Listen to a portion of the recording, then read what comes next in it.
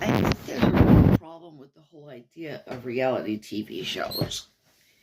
And part of the problem is when you turn a camera on somebody, you automatically influence that person's behavior. Unless, of course, you're illegally filming the people without their consent or knowledge. And of course, that would be illegal. But, these reality TV shows do have that problem. People are going to play to the camera. I think that Coco the gorilla sometimes plays to the camera. But anyway, there's also the question of these shows might, in fact, not be real at all. They might be scripted.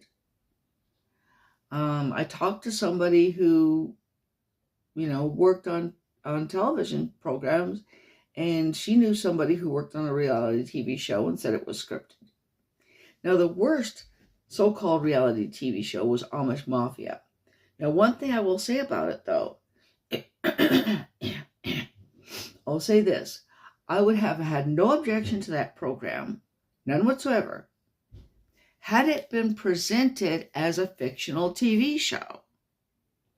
Some people found it very entertaining. Fine. Presented as a fictional television show. Fine. Okay, it was presented as a reality TV show. That's where my problem with this show is, because it wasn't real. It was completely fake, and it was falsely presented. And a lot of people are going to watch the show, think it's real, and they are going to say, well, gee, I didn't know that about the Amish. And they're getting a lot of misinformation. I'm not necessarily an admirer of the Amish, but I don't like to see misinformation about any group being spread. Okay, now there are people who have actually done legitimate studies of the Amish, okay? Daniel Craybill is an Elizabethtown College professor, and he's a researcher and author about the Anabaptist lifestyle. And he commented about the Lebanon Levi, Levi King Stoltzfus, the star or the Don Corleone of the Amish Mafia, being an unbaptized Amish. He said, baptism is essential for the Amish faith. Either you're in or you're out. And since he's not baptized, he's not Amish. Now, during an appearance on the Dr. Phil show, he claimed to have been baptized. However, Craybill and others observed genuine Amish people who were baptized would not appear on camera.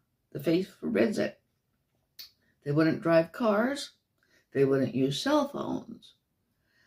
They wouldn't do a lot of the things that, the characters on this show do.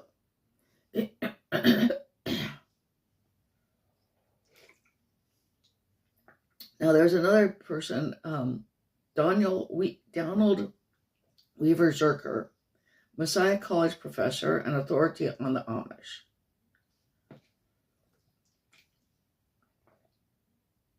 When he saw the trailer for Amish Mafia, this is a quote, I thought maybe it was a Saturday Night Live skit on reality television because it was so far-fetched.